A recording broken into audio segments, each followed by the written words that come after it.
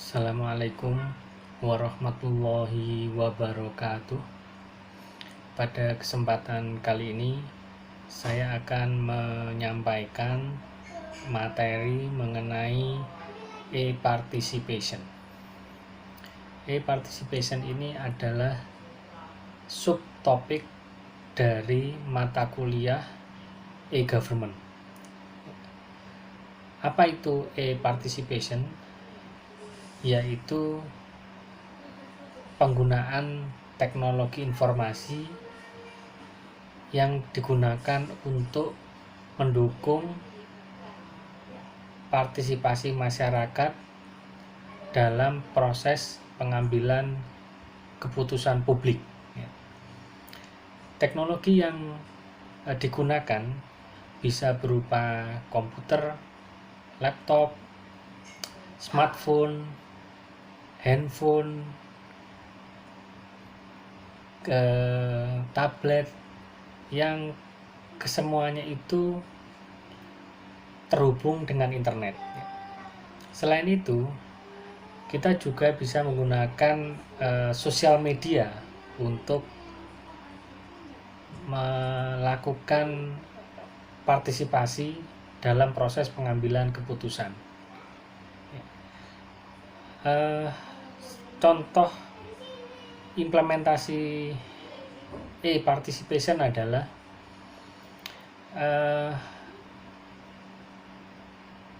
misalnya pemerintah saat ini memberlakukan yang namanya PSBB, ya, dalam rangka membatasi dan memutus rantai penularan wabah COVID-19. Nah, kita bisa melihat di media sosial, baik itu di Twitter, Facebook, Instagram, WhatsApp, ya,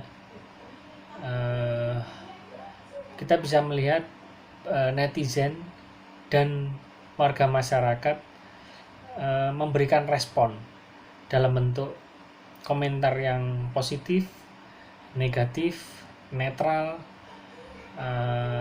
kemudian memberi masukan, saran, kritik, baik dalam bentuk teks, dalam bentuk gambar, video, audio, dan lain-lain.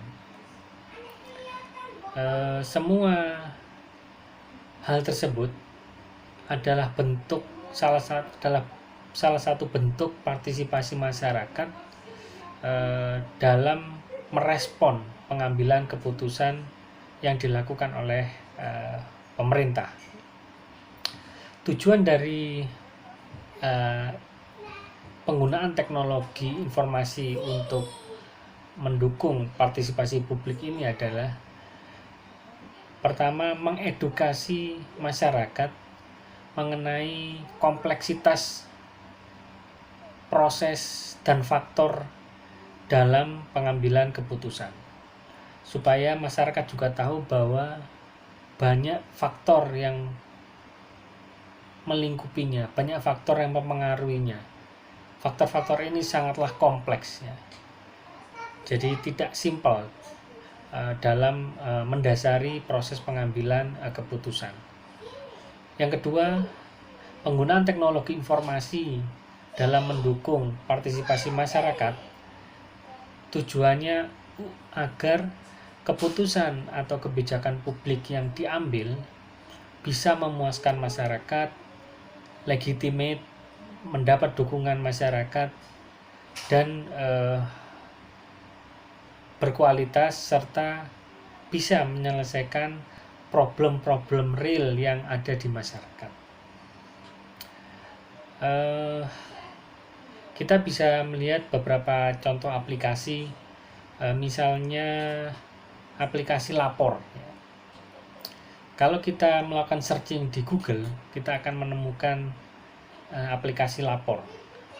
Dengan aplikasi lapor ini, warga masyarakat bisa melaporkan hal-hal atau perilaku dan tindakan yang kurang tepat yang dilakukan oleh aparat pemerintah, yang dirasa kurang berkenan bagi masyarakat. Contoh lain adalah Sapa Warga yang dibangun oleh pemerintah Kota Surabaya. Dengan melalui Sapa Warga ini, warga Kota Surabaya bisa melaporkan, mengadukan problem-problem yang ada, misalnya adanya pencurian, perampokan, sampah yang tidak diambil misalnya, atau sungai yang kotor, jalan yang rusak dan sebagainya. Semuanya bisa disampaikan melalui Sapa Warga, dan jika dalam waktu 24 jam tidak ada respon dari dinas terkait, maka laporan itu akan langsung masuk ke wali kota. Jadi seringkali itu langsung direspon oleh dinas-dinas terkait. Semua sistem ini, aplikasi lapor, Sapa Warga, kalau di Pamekasan ada yang namanya e-Madul, e-Lorong, e-Jalan, dan sebagainya.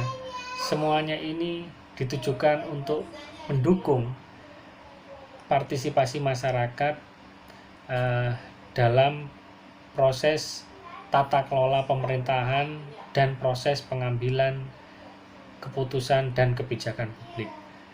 Sekali lagi, harapannya tata kelola pemerintahan dan kebijakan publik bisa berjalan dengan baik dan memuaskan masyarakat. Itu sekilas penjelasan mengenai e-participation. Terima kasih. Wassalamualaikum warahmatullahi wabarakatuh.